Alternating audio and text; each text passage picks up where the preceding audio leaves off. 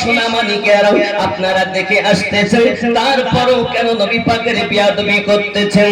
বোঝা গেল বেয়াদব হবে যারা, ইবলিস ওয়ালা হবে তারা, আর আদব ওয়ালা হবে যারা, সিদ্দিক ওয়ালা হবে তারা।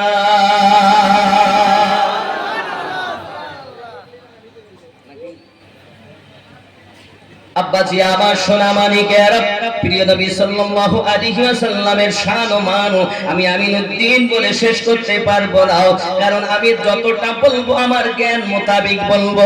প্রিয় নবী সাল্লাল্লাহু আলাইহি ওয়াসাল্লামের শান, আল্লাহ পাকের মেহবুব আউলিয়া বান্দা আপনার মুস্তাহিদ মুজাদ্দিদ কুতুব গাউস যাহা বলে গেছেন ওখানেও শেষ হবে না বাবা। এমনি করে আপনার তাবিঈন যা বলে গেছেন, ইমামিন যা বলে গেছেন সেখানেও শেষ হবে না বাবা। সাহাবী রাসূল যা বলে গেছেন শেষ হতে পারে না বাবা। খোলাফায়ে রাশিদিন যাহা বলে গেছেন শেষ হতে পারে না বাবা। আহলে পাক যা বলে গেছেন নবী পাকের শান শেষ হতে পারে না বাবা। কারণ কি? হযরত মাওলাই আলী কারবালাহুল কারীম একদিন ওয়াজ করে বলছেন, ও বাবারাও, আমার শ্রোতা বিন্দুরা, মদিনাবাসীরাও সুন্দর করে জেনে রাখো, আল্লাহর ফেরেশতা জিবরাইল আলাইহিস সালাম আমার কাছে দুইবার দেখা করে, প্রিয় নবী পাকের কাছে একবার দেখা করে। এই হিকমতের কথা যখন বলেছেন সাহাবী রাসূলদের মধ্যে কানাকানি শুরু হয়ে গেল। তাই কি কখনো মেনে নেওয়া যায় হযরত আলীর কাছে দুইবার দেখা করে জিবরাইল, প্রিয় রাসূলের কাছে একবার দেখা করে জিবরাইল? এই কথা কখনো মেনে নেওয়া যায় না বাবা। এমনই সমাধি রাসূলের পাকের কাছে আজি জানানো হয়। প্রিয় রাসূল সাল্লাল্লাহু আলাইহি ওয়াসাল্লাম বলেন, আমার আলী বিনা বলিলে কখনো কোথাও কথা বলেন না, ওই আমার আলীকে ডাক দাও। আলী রাদিয়াল্লাহু তাআলা আনহু যখন এলেন, সঙ্গে সঙ্গে প্রিয় নবী সাল্লাল্লাহু আলাইহি ওয়াসাল্লাম বলেন, আলী আপনি কি এমন কথা বলেছেন? হযরত আলী কারামাল্লাহুল কারীম হাত দুটি জড়ো করে ফাদাকা বিউম্মিহি ইয়া রাসূলুল্লাহ সাল্লাল্লাহু আলাইহি ওয়াসাল্লাম, হুজুর আপনি জবান মোবারকায় বলেছেন আনা মদিনাতুল ইলম ওয়া আলিয়ুন বাবুহা, আমি নবী হলাম মদিনার ইলমের দরিয়া, আমার আলী হলো তার দরওয়াজা।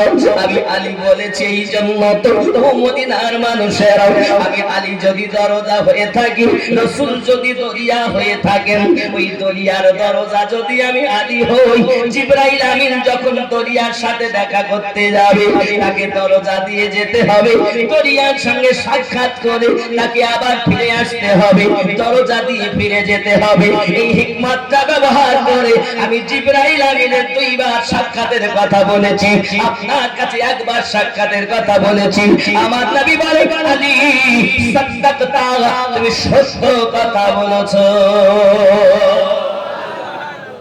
প্রিয় নবী সাল্লাল্লাহু আলাইহি ওয়াসাল্লাম এমন পয়গম্বর আবু জাহেল আমার নবী পাকের কাছে আসে, আসার পরে বলছে, আপনার মতো বদসুরাত, আপনার মতো কালো আমি আজ জগতে দেখতে পাই না। আমার রাসূল বলেন, সাদ্দাকতা আবু জাহেল, তুমি ঠিক বলেছো।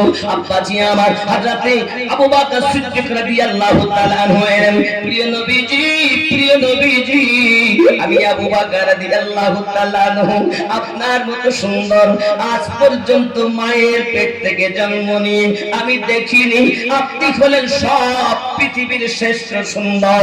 আমার রাসূল বলেন, সাদ্দাকতা, আই সিদ্দিক, আপনিও সোজা সত্য কথা বলেছেন। সঙ্গে সঙ্গে বলছেন সাহাবী রাসূলগণ, ইয়া রাসূলুল্লাহ সাল্লাল্লাহু আলাইহি ওয়াসাল্লাম, হুজুর দুটি কথা কখনো এক ঠিক হতে পারে না, একটি বেঠিক হবে, একটি ঠিক হবে, হুজুর কোনটাকে আমরা গ্রহণ করব? প্রিয় নবী বলেন, আনা মিরাতুল্লাহ,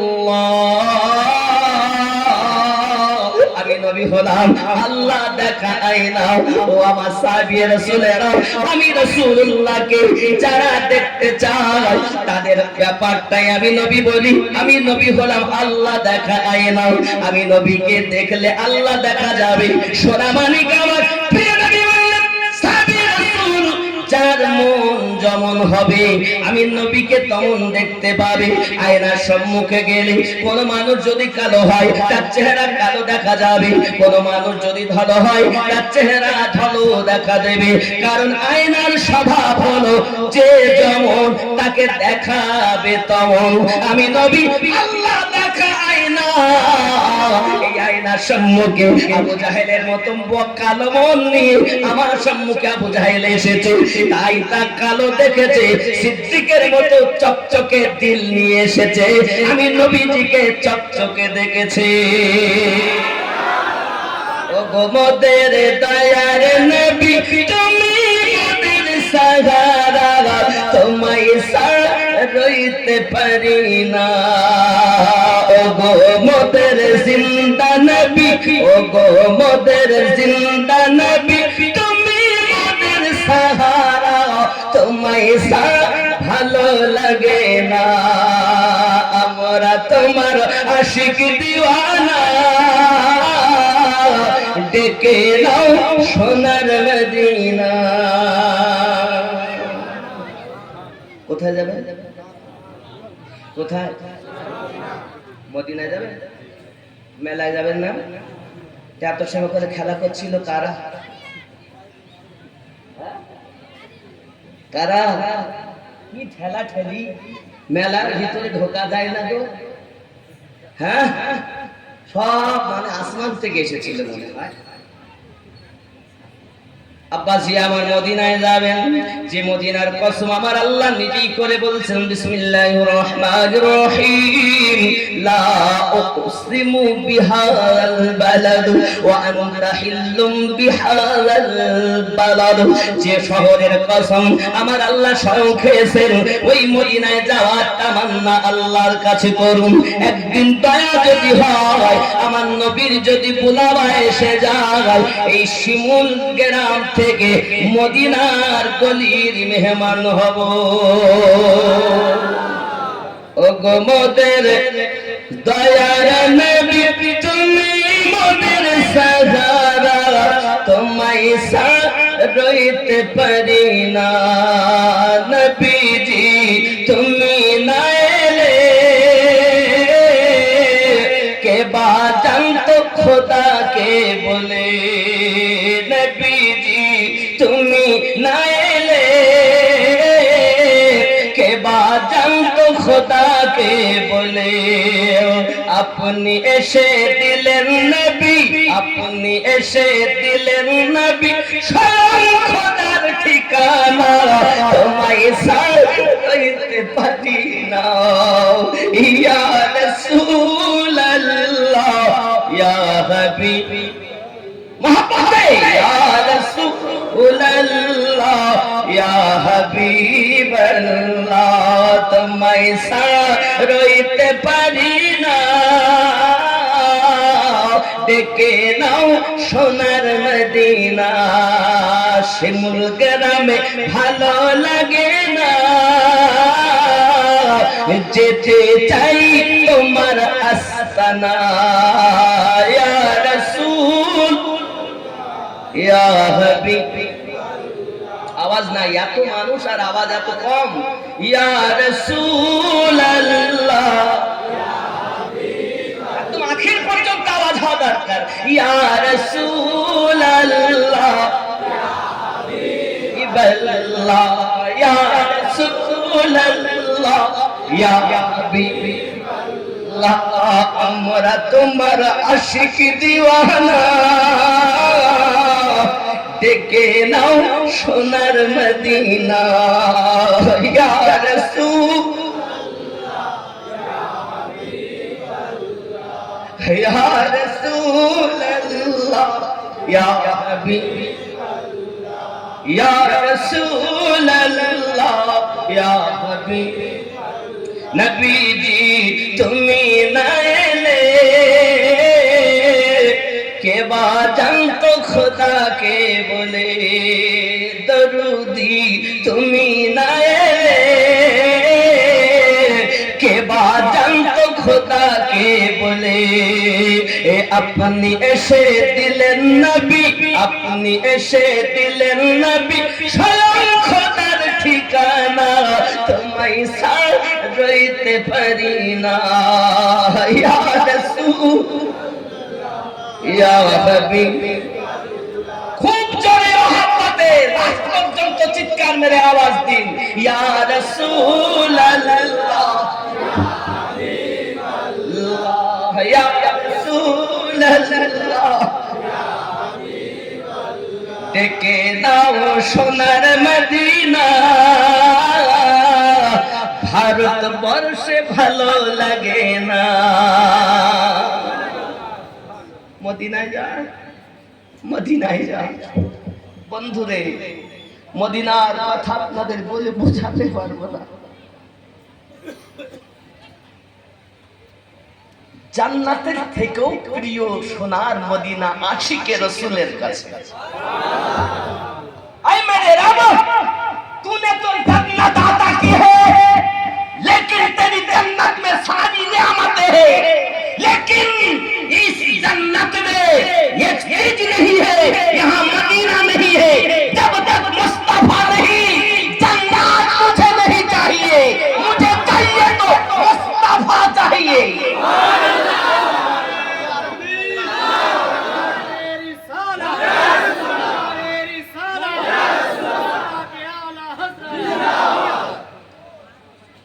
क्यों इसलिए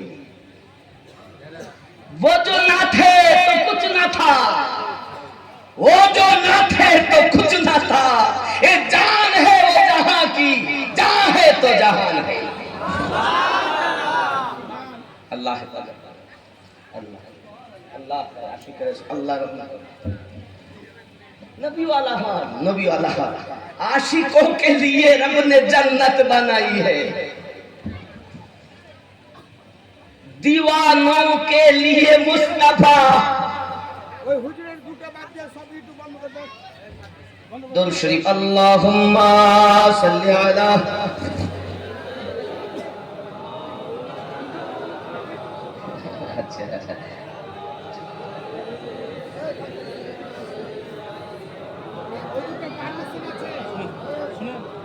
खूब भक्ति भरे अल्लाहुम्मा सल्ली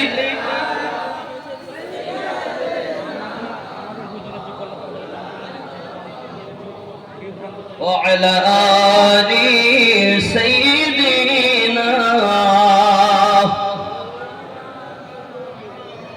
যখন নবীর আশিক মদিনায় পৌঁছে যায় মদিনা তো তার ভালো লাগে না বাড়ি আসবে কখনো সন্তানের কথাও মনে পড়ে আসতে চায় কিন্তু আসতে মন লাগে না কারণ কি তার ভালো লাগে না আর দুনিয়া করতে মদিনায় থাকতে চাই অনেকেই বলে মদিনা যাওয়া লাগবে না শুধু হজ কাবা তওয়াফ করবে চলে আসবে আমি আপনাদের কাছে বলতে চাই বাবা পৃথিবীর সরজমিনে সবথেকে শ্রেষ্ঠ জায়গা বেশি নেকি পাওয়া জায়গা হলো মক্কা মুকাররমা একবার যদি কাবা শরীফের কাছে এক রাকাত নামাজ আদায় করে 1 লক্ষ রাকাত সওয়াব আল্লাহ দান করে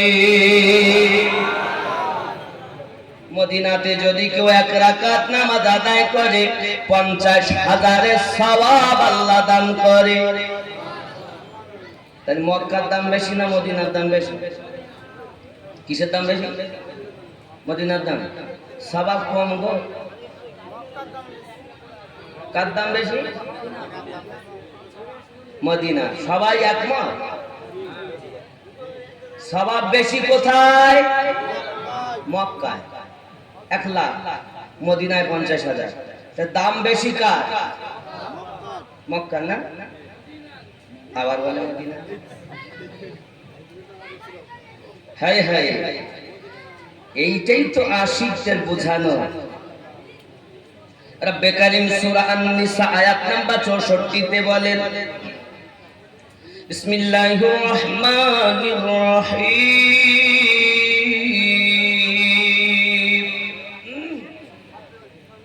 ওয়ালাউ আন্নাহুম ইয়ালামু আনফুসাহুম জাউকা ফাস্তাগফিরুল্লাহ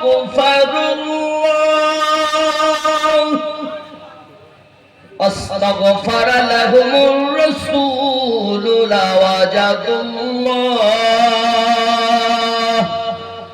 লাওয়াজাদুল্লাহ তাওয়াবার রহিমা।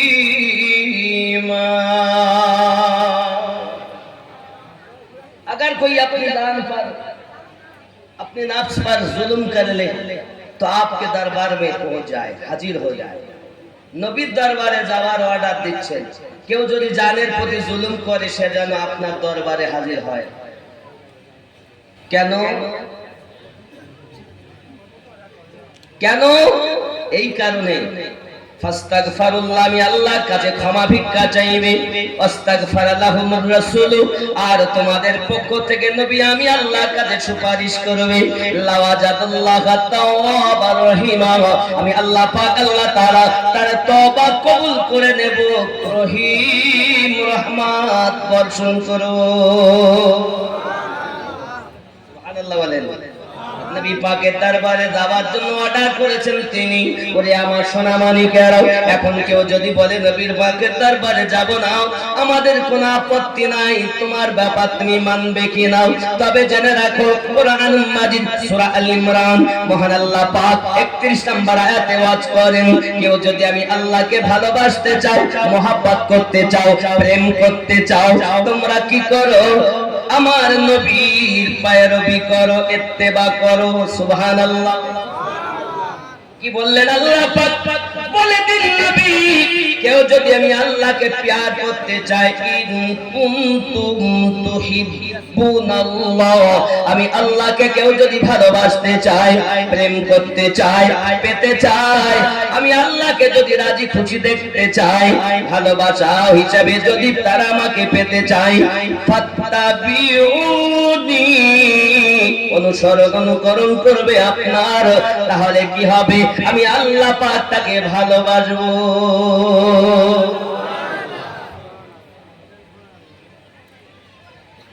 আর কি হবে? আল্লাহ আপনি কি শুধু ভালোবাসবেন না আর কিছু করবেন? মহান আল্লাহ পাক বলেন শুধু ভালোবাসবো না, আমি আল্লাহ পাক আল্লাহ তাআলা ওয়াদা দিলাম, ওয়া ইয়াগফিরু লাকুম, আমি আল্লাহ পাক তাকে maaf করে দেব। আর কি করবেন? আমার আল্লাহ পাক আল্লাহ তাআলা বলেন, এক নাম্বার আমি আল্লাহ তাকে ভালোবাসবো, দুই নাম্বার আমি আল্লাহ পাক তাকে maaf করে দেব, তিন নম্বরে আমি আল্লাহ তার উপরে রহমত বর্ষণ করতে থাকবো। আয় আমার নবী, যে হয়ে গেল তোমার, সে বাস্তবে হয়ে গেল আমি আল্লাহ। জি, পৃথিবীর জমিনে এই জন্য তো বলা হয় আল্লাহর হাবিব সাল্লাল্লাহু আলাইহি ওয়াসাল্লামের দরবারে যদি কেউ চলে যায়, এটাই হলো আল্লাহ পাকের দরবার। নবীর অনুসরণ, আল্লাহর অনুসরণ, নবীর কাছে বায়াত, আল্লাহ পাকের কুদরতি হাতে বায়াত। কারণ নবী মানলে আল্লাহ মানা হয়, এই জন্য বলা হয় আল্লাহ মানা নবী মানা নয়, নবী মানলে আল্লাহ মানা হয়। কোথাও লেখা নেই কোরআন শরীফে যে আল্লাহ মানলেই নবী মানা হবে, কিন্তু নবীকে মানলে আল্লাহ মানা। এই জন্য আমরা সুন্নিরা শুধু নবী নবী করি, কারণ আমরা জানি কোন দেতা है देने को मुँह चाहिए, देने वाला है सच्चा हमारा नबी। পৃথিবীর জমিনে ভালো করে বুঝে নিন বাবা, এই আয়াতে কারিমা সূরা নিসা 64 নম্বর আয়াত মদিনার একজন ব্যক্তি তেলাওয়াত করে দেখেছে যে রাসূলের পাকের ওসিলাতে আল্লাহ পাক ক্ষমা করে দেবেন। এই জন্য আয়াতে কারিমা তেলাওয়াত করে মদিনা মুনাওয়ারায় রাসূলের পাকের দরবারে হাজিরি দিয়েছেন। হাজিরি যখন দিয়েছেন বাবা, সাহাবী রাসূলদের কাছে জিজ্ঞাসা করছেন, ভাইজানেরা কালি কামলিওয়ালা প্যারা রাসূল কোথায় বলতে পারবেন? সাহাবী রাসূলদের চোখে পানি চলে এসেছে, কে গো আপনি কে? কোথা থেকে এসেছেন ভাইজান? আপনি কি জানেন না? আপনি কি শোনেননি? আমরা চিরজীবনের মতো এতিম হয়ে গেছি। প্রিয় নবী আমাদেরকে এতিম বানায়াও। এই শরিয়াতের জীবন থেকে আমার নবী পাককে দাফন করা হয়েছে আম্মা আয়েশার হুজরা মোবারকার ভিতরে। কিতাবের ভিতরে লেখা হয়, এই আয়াতের তাফসীরের ভিতরে লেখা হয়, সাহাবী রাসূলরা বলেন যে তোমার যদি মনে হয় নবীর ওসিলাতে আল্লাহ পাক ক্ষমা দিবেন, যদি ঈমান থাকে তাহলে যান রওজার কাছে চলে যান। রওজায় যাওয়া যদি শিরক হতো তাহলে সাহাবী রাসূলরা অর্ডার দিতেন না। বন্ধুরে ওই মদিনার মানুষটি নিজেকে জালিম মনে করে রওজার কাছে দাঁড়িয়ে দাঁড়িয়ে বলছেন, আপনার দরবারে আসা আমার কর্ম, আর আমার মাপ করিয়ে নেওয়া আপনার কর্ম। মাজারের ভিতর থেকে আওয়াজ আসতেছে, গোলাপ আমার কদমে আসা তোমার কাজ ছিল, আল্লাহ তাআলা তোমাকে মাফ করে দিল, আমি নবী তোমায় জানিয়ে দিলাম। মিশকাত শরীফের ভিতরে লেখা আছে, কবর মোবারকা রাসূলের পাকের রওজা মোবারকা থেকে আওয়াজ আসতেছে, কত কুফিরে লাক, যাও আল্লাহ তোমাকে ক্ষমা করে দিয়েছে। আপনার আমার নবী শরীয়তের আদেশ কিতাব জিন্দেগিতে তিনি তো মানুষকে সব কিছু দিয়েছেন। দুনিয়া থেকে পর্দা করার পরও আমার নবী পাপীকে জান্নাতের ঠিকানা দিয়েছে। নবীর রওজা শরীফ দেখে ভরে না, দিদার দাও গো শাহে মদিনা। নবীর রওজা শরীফ দেখে ভরে না, দিদার দাও গো শাহে মদিনা। দিদার দাও গো শাহ, আওয়াজ করেন, দিদার দাও গো শাহ, আরো জোরে, দিদার দাও গো শাহ মদিনা। নবীর রওজা শরীফ দেখে ভরে না, দিদার দাও গো শাহ মদিনা। পৃথিবীর যেখানে যতবার গিয়েছি কম বেশি দুঃখ তো পেয়েছি, রওজাতে গেলে রওজাতে গেলে তার দুঃখ থাকি না, দিদার দাও গো শাহ মদিনা। নবীর রওজা শরীফ দেখে ভরে না, দিদার দাও গো, দিদার দাও গো শাহ। যদি বলুন না ইয়া রাসূলুল্লাহ, আপনার আমার নবী মাফ করাতে পারেননি? कौन देता है देने को मुंह चाहिए, देने वाला है सच्चा हमारा। काদের नबी? हमारा नबीটা জোরে কইবেন, सीना तान के बोलবেন, बुक फुलिए बोलবেন, हम तो अरे हम लोग तो उस रसूल की उम्मत है जिस पर खुद खुदा दरूद भेजता है।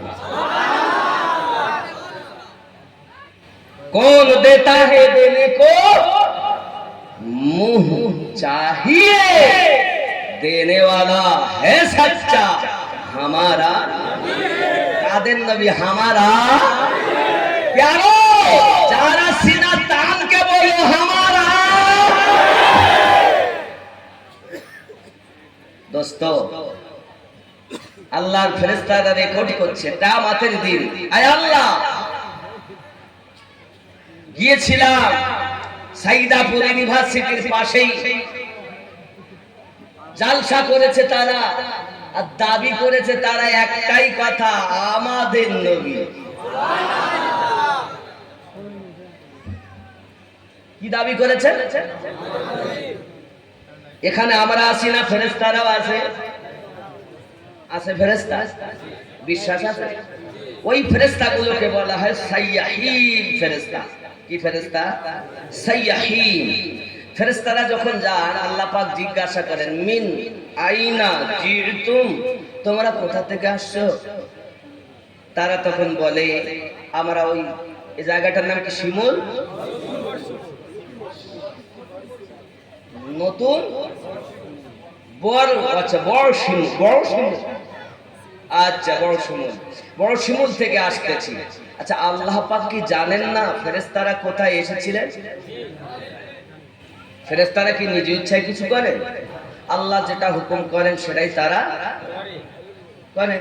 কিন্তু ফেরেশতাদেরকে আল্লাহ জিজ্ঞাসা করছেন কোথা থেকে আসছো, ইয়ে জিজ্ঞাসা করেন কেন?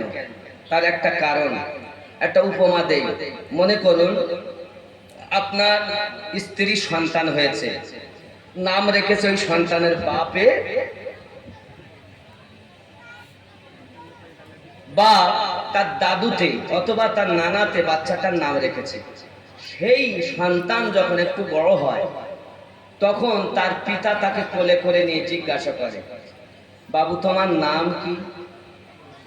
বলে না, চুমা খায় গালে আর বলে, বাবু তোমার নাম কি? আচ্ছা ওর বাপ জানে না ওর নাম কি? নিজেই রেখেছে, আবার নিজেই জিজ্ঞাসা করে। নানাতে নাম রেখেছে, নানাই আবার বলে, ভাইয়া তোমার নাম কি? আরে ওর নানু জানে না ওর নাম কি, তা শুধায় কেন? ওর মতো বোকা আর আছে নাকি? নিজেই রাখছে, নিজেই শুধাইছে নাম কি। আরে তুমি রেখেছো, তুমি শুধাও কেন? নানা তুমি কেন জিজ্ঞাসা করছো? দাদা তুমি নাম রেখেছো কেন জিজ্ঞাসা করছো? আব্বু তুমি কেন জিজ্ঞাসা করছো? বাপ একটাই কথা বলবে, নানু একটাই কথা বলবে, আমার রাখা নাম আমার ভাইজানের মুখ থেকে যখন শুনবো, আমি নানার ভালোবাসা বেশি হয়ে যাবে।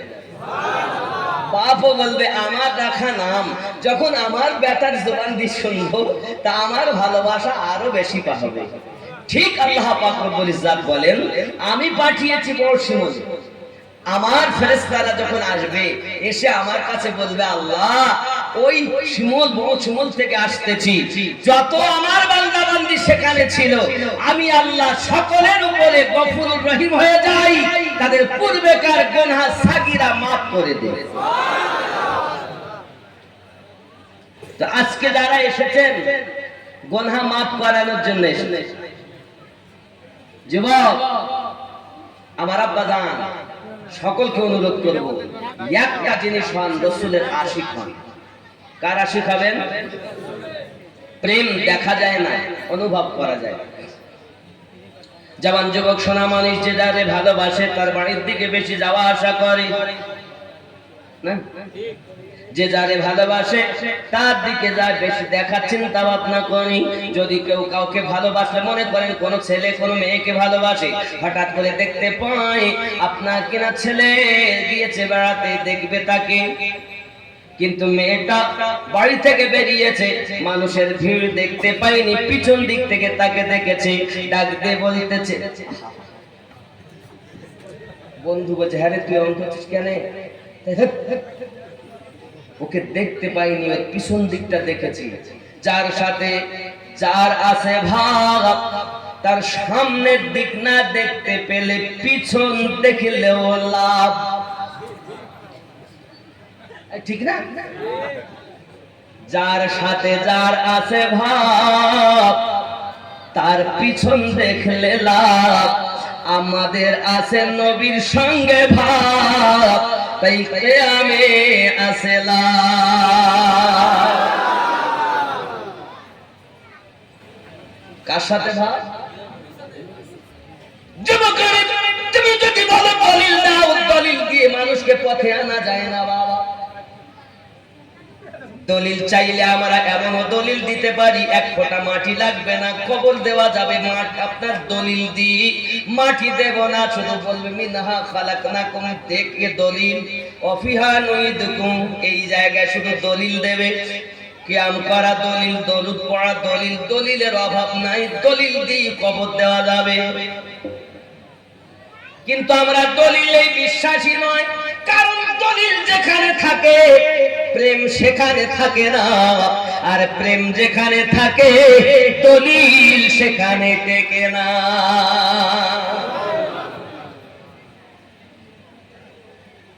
আমার ওয়াজ একটু আলাদা, সবার পছন্দ হবে। এবার আপনার প্রেমের চিন্তা থাকতে পারে আমিনুদ্দিন ভাই, এতদিন আমরা দলিল বুঝে বুঝে এসেছি, আর আপনি বলছেন দলিলের বলতে হলো প্রেম।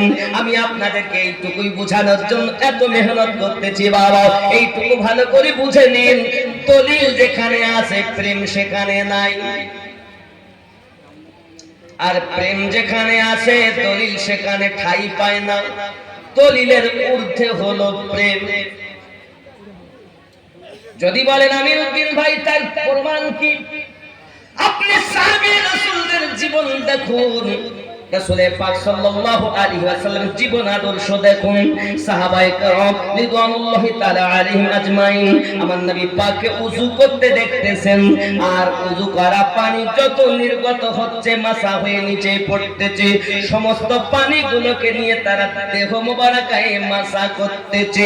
বাবাজি, কোরআন মাজিদে কোন আয়াতে নাই ওযু করা পানি গায়ে মাখতে হবে, হাদিস শরীফের কোন হাদিসে নাই ওযু করা পানি গায়ে মাখতে হবে। কারণ বাবা সাহাবী রাসূলদের জিজ্ঞাসা করা হয়, সাহাবী রাসূলেরা আপনারা কেন ওযু করা পানি মাখতেছেন? নবী তো আমাদের মতো মানুষ। এখনকার ওয়াহাবী যদি হতো তারা ডাক দিয়ে বলতো, নবী আমাদের মতো মানুষ, পানি কেন মাখবো? এ বাবাজি সোনা মানিকেরা, জেনে রাখো, আমি আমিনুদ্দিন এখানে একটা পরিষ্কার করতে চাই, আমিনুদ্দিন মানুষ। সাইদাপুর ইউনিভার্সিটির মুহাদ্দিস, তিনি একজন মানুষ। চাষ করে যে খায়, চাষ করে খায়, সেও একজন মানুষ। আব্বা আমার ওযু বানায়, আমাদের সকলের ওযু করার সময় ব্যবহার করি পবিত্র পানি, কিন্তু আমাদের হাতে মাসা হয়ে যে পানিটা নিচে পড়তেছে সেটি হলো নাপাক, ব্যবহার করি পাক, নিচে ঝরে নাপাক। নাকি নবী যদি মানুষ হন তাহলে তো আমার নবী পাকের হাত মোবারকা থেকে নাপাক ঝরতেছে, কেন তারা গায়ে মাখতেছে? কিন্তু বাবা সাহাবী রাসূলদেরকে জিজ্ঞাসা করা হয়, আপনারা কেন কেন গায়ে মাখতেছেন? সাহাবী রাসূল বলেন, আমাদের প্রেম হলো এটা, নবীর নূরে মুজাসসাম, আমার নবীর হাত মোবারকায় মাসা হয়ে যে পানি নির্গত হয়, নবী নূর হাত মোবারকা থেকে ঝরতেছে নূর। তোমরা দেখো পানি, আমরা দেখি নূর।